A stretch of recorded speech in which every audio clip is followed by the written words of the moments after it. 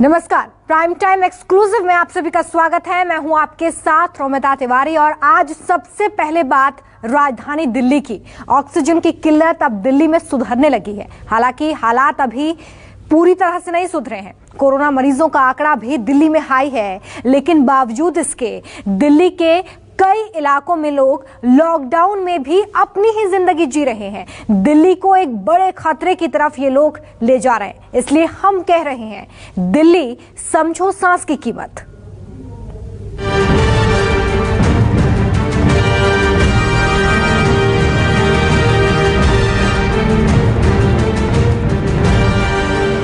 Corona और oxygen की कमी से राजधानी की उखड़ती सांसों को संभालने की कवायद तेज हो चुकी है। दिल्ली के लिए 4 कंटेनर करीब 70 टन जीवनदायिनी ऑक्सीजन के साथ पहली ऑक्सीजन एक्सप्रेस ट्रेन मंगलवार सुबह राष्ट्रीय राजधानी पहुंच गई। जानकारी के मुताबिक अब इस ऑक्सीजन की खेप को दिल्ली के तमाम सरकारी अस्पतालों तक पहुंचाया जाएगा। ऑक्सीजन एक्सप्रेस की पहली खेप आई है और आप देखिए कि किस तरीके से इन ट्रकों को इन ट्रेन के कोचेस से डीलोड किया जा रहा है। देर रात करीब 2:30 बजे के करीब में पहली बार छत्तीसगढ़ के रायगढ़ से ये ट्रेन आई है, जिसमें 4 कंटेनर कुछ इस तरह के आए हैं और इन कंटेनर्स में जो ऑक्सीजन आई है, लिक्विड ऑक्सीजन, उनकी अगर क्वांटिटी की बात करें तो 70,000 मैट्रिक टन की बात की जा रही है। और ये 17,000 मैट्रिक टन जो ऑक्सीजन है वो जिंदल ग्रुप ऑफ कंपनीज के सहयोग से आई है। और इसका अलॉटमेंट जहाँ तक किया जा रहा, ये कहा जा रहा है कि ज़्यादातर जो दिल्ली के बड़े प्राइवेट हॉस्पिटल से दिल्ली एनसीआर के, वहाँ पे ऑक्सीजन सप्लाई की जाएगी, जिससे जो क्राइसिस लगातार बना हुआ है उनको कम किया जा सके। कुल मिलाकर जो देश भर में ऑक्सीजन की त्राहिमाम और जो किल्लतें हैं उसको कम करने के लिए रेलवे की एक इनिशिएटिव थी कि ट्रेन के द्वारा और जहां ऑक्सीजन प्लांट है वहां से एक तरह से प्रोडक्शन स्टार्ट करके और इन ट्रेनों को लेके जाया जाए। और दूसरी खेप आप देखिए कि निकली है किस तरीके से। स्पेशल ऑक्सीजन एक्सप्रेस के जरिए दिल्ली पहुंचे ऑक्सीजन के ट्रकों के विशेष तौर पर मेडिकल ऑक्सीजन की सप्लाई के लिए तैयार किया गया है। इन ऑक्सीजन ट्रक्स का जायजा लिया न्यूज 24 संवाददाता कुंदन सिंह ने। दिल्ली में जो ऑक्सीजन एक्सप्रेस के द्वारा कंटेनर लाए गए थे ऑक्सीजन के, देखिए किस तरीके से Jindal steel and panther TM, उनकी जो ब्रांड नेम है उनके तरफ से लाई गई है। रायगढ़ छत्तीसगढ़ से देर रात दिल्ली के लिए पहुंची थी और अब इनको जो दिल्ली के अलग अलग अस्पताल है वहाँ पे लेके जाया जा रहा है। कोरोना महामारी को लेके जब देश भर में ऑक्सीजन की आपदा हुई तो सबसे बड़ी चुनौती थी, क्योंकि अगर आप दुनिया में ऑक्सीजन की बात करें तो देश में ऑक्सीजन एक तरह से सरप्लस है, सप्लाई सबसे बड़ा प्रोड्यूसर इसके बावजूद भी दिखते थी, क्योंकि इस तरह के जो सिलेंडर होते हैं जिससे क्रायोजेनिक सिलेंडर कहा जाता है, जो विशेष तौर पे लिक्विड ऑक्सीजन को कैरी करने के लिए बनाए जाते हैं, वो देश में भारी कमी थी, क्योंकि ज़्यादातर इंडस्ट्रियल यूज़ में इस तरह के सिलेंडर यूज़ होते हैं। और अब जब जाके ये दिक्कतें आई है, इसके बाद इसकी प्रोक्योरमेंट की शुरुआत की गई है और न केवल सिंगापुर से बल्कि दुनिया के तमाम देशों से भारत ने सहयोग मांगा है कि उन्हें इस तरह के सिलेंडर जिसमें ऑक्सीजन लिक्विड ऑक्सीजन फॉर्म में कैरी किया जा सके वो मुहैया कराया जाए, और इसके बाद जिससे ज़्यादा से ज़्यादा ऑक्सीजन को कैरी किया जा सके। और ये एक बड़ी चुनौती को ख़त्म करने के लिए, क्योंकि जब तक इस तरह के सिलेंडर, इस तरह के कंटेनर अपने पास नहीं आ जाते, क्योंकि भारतीय रेल के रैक में भी मात्र 4 कंटेनर ही कैरी होके आ पाए हैं। कुदरत की नेमत है हवा और मुफ्त ऑक्सीजन सांसों को चलाती है, लेकिन अब यही ऑक्सीजन अनमोल हो गई है। हालांकि हवा में घुली ऑक्सीजन और मेडिकल ऑक्सीजन में फर्क होता है, लेकिन जिंदगी बचाने वाली ऑक्सीजन को लेकर ऐसे हालातों ने पूरी दुनिया को डरा दिया है। लेकिन हिंदुस्तान ने हर मुसीबत को हराने का संकल्प लिया है और यह ऑक्सीजन एक्सप्रेस उसी संकल्प का एक बड़ा हिस्सा है। रायगढ़ से आई oxygen express Jindal group of company के सहयोग से दिल्ली पहुंची है। ऑक्सीजन का वितरण दिल्ली एनसीआर के ज्यादातर निजी अस्पतालों के लिए भी होगा। तो कुल मिलाकर ये कंटेनर भी अपने आप में एक बड़ी चुनौती थी और जिससे पूरा करने के लिए कोशिश की गई है। और अब जाके धीरे धीरे ऑक्सीजन एक्सप्रेस जो आ रही हैं उन्हें लेके जाया जा रहा है। और आप देखिए कि कितना महत्वपूर्ण है कि पुलिस स्कॉट करके इनको दिल्ली के अलग अलग अस्पतालों में लेके निकलेगी और फिर जाके डीलोड किया जाएगा। और देश में कोरोना के महामारी और ख़ासकर दिल एनसीआर के बीच में इस तरह के ऑक्सीजन जो टैंकर हैं, ये जो लगातार कमी देखी जा रही थी। हमने पिछले दिन देखा कि दिल्ली के 2 बड़े अस्पतालों में करीब 50 के करीब लोगों की मौत हो जाती है ऑक्सीजन की कमी से। वो पूरा करेगा और इसीलिए ये तमाम कोशिशें हैं। और दिल्ली के अलग अलग, न केवल दिल्ली बल्कि ये कहाँ लेके जाएंगे आप लोग?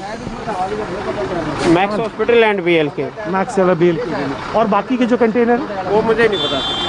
देखिए, ये जो दिल्ली का मैक्स हॉस्पिटल है और BL कपूर जो कि राजेंद्र नगर में अस्पताल है, वहाँ पे इसको लेके जाया जाएगा। और इस तरह के 4 कंटेनर है जिसमें 70,000 मैट्रिक टन के करीब में बताया गया है कि लिक्विड ऑक्सीजन है और इनको सप्लाई दिया जाएगा। कुछ दिनों पहले दिल्ली में ऑक्सीजन को लेकर जो हालात थे उसमें कुछ सुधार आया है। साथ ही दिल्ली की केजरीवाल सरकार लगातार अस्पतालों में ऑक्सीजन की पूरी व्यवस्था के लिए पुरजोर कोशिश में जुटी है। लेकिन अब दिल्ली सरकार के सामने मुसीबत है अस्पतालों तक ऑक्सीजन पहुंचाने वाले टैंकर्स की, जिसे लेकर सीएम केजरीवाल ने चिंता जाहिर की है। 3 दिन थे जब दिल्ली में बहुत ज़्यादा अफरा तफरी, थर्सडे फ्राइडे सैटरडे, जब बहुत ज़्यादा SOS कॉल्स थे हॉस्पिटल्स के, इधर नहीं जा रही मिल रही ऑक्सीजन, उधर नहीं मिल रही। तो हमारे ऑफिसर्स ने और पूरी टीम ने मिलकर रात दिन, वो 3-4 दिन सोए नहीं बिल्कुल, रात दिन उन्होंने इंश्योर किया कि चाहे लास्ट मिनट पे पहुँचे ऑक्सीजन पहुँचाई। पिछले 2-3 दिन से आप देख रहे होंगे, मैं ये नहीं कह रहा कि सब कुछ ठीक हो गया, लेकिन पिछले 2-3 दिन से वो जो पैनिक मोड में सारे हॉस्पिटल्स थे, अभी वो ख़त्म हो गया है। और इसके लिए सेंट्रल गवर्नमेंट और हमारे स्टेट गवर्नमेंट के ऑफिसर्स की टीम्स जो हैं वो लगातार बैठी हैं। जितनी प्रॉब्लम्स थी उनको सॉर्ट आउट किया गया है। अब धीरे धीरे स्थिति इम्प्रूव कर रही है, अगले 1-2 दिन में और मुझे लगता है इम्प्रूव करेगी स्थिति। दिल्ली के अस्पतालों में मरीजों की बढ़ती तादाद की वजह से बेड भी खत्म होते जा रहे हैं, जिसे देखते हुए मुख्यमंत्री केजरीवाल ने दिल्ली में करीब 2000 ICU बेड की जल्द व्यवस्था की बात कही है। दिल्ली में कोरोना की रफ्तार अब भी जोरों पर है। दिल्ली में लॉकडाउन होने के बावजूद सड़कों पर भीड़ मौजूद है। दिल्ली में न तो लोगों को कोरोना की कोई परवाह है और न ही दिल्ली में लॉकडाउन के नियमों को लेकर कोई संजीदगी लोगों में नजर आ रही है। यहाँ पर जो है एक जो दुकान खोल के रखी हुई है, और जबकि इस वक्त सरकार ने साफ हिदायत दी हुई है कि ऐसी दुकानें बंद रहेंगी जो कि जहाँ पर स्टॉल लगा होगा और आप होम डिलीवरी करवा सकते हैं, लेकिन दुकान नहीं खोल सकते हैं। आपको भीड़, चलिए धीरे से हम कोशिश करेंगे कि वहाँ पहुँचते हैं। ये तस्वीर देखिए, इतनी भीड़ है यहाँ पे। तो डर नहीं लग रहा है यहाँ पे? डर तो लग रहा है, अभी आए हैं, कुछ सामान बच्चों के लिए लेना था। बच्चों के लिए सामान मिठाई की दुकान पे? हाँ, वो लस्सी पीने की कह रहे थे मैडम, वो लस्सी पीने की। भाई साहब, इस वक्त जान बचाना जरूरी है या लस्सी पीना जरूरी है? नहीं, वो बस मैडम आ गए बस। हाँ? इतने दिनों में मैं फर्स्ट टाइम आया हूँ अभी। यहाँ लोगों ने दुकान खोला हुआ है, सरकार ने बंद कर रखा है। कौन है यहाँ पर? लस्सी दे दो। कैसे खोल रखा है आप लोगों ने? मैडम, हम तो कार्यकर्ता हैं, हम इसमें क्या कर सकते हैं। मैं तो कार्यकर्ता है, सबके पास अपनी अपनी दलीलें हैं। और देखिए कैसे दुकानें खुली हैं, लोग खरीद के लेकर जा रहे हैं। लोग जो है बिल्कुल मान नहीं रहे हैं। और ये सख्ती है, क्या सख्ती है? तो कुछ भी सख्ती नहीं है। यहाँ पे जो लोग हैं वो खरीदारी कर रहे हैं, डर का कहीं भी कुछ भी खौफ नहीं दिख रहा है। और ये इसलिए भी है क्योंकि जो सरकार है इस वक्त उस तरीके से सख्ती नहीं की हुई है, जिसकी वजह से इस तरीके की तस्वीर दिख रही है और इस तरीके से लगातार जो है आंकड़े बढ़ते नजर आ रहे हैं।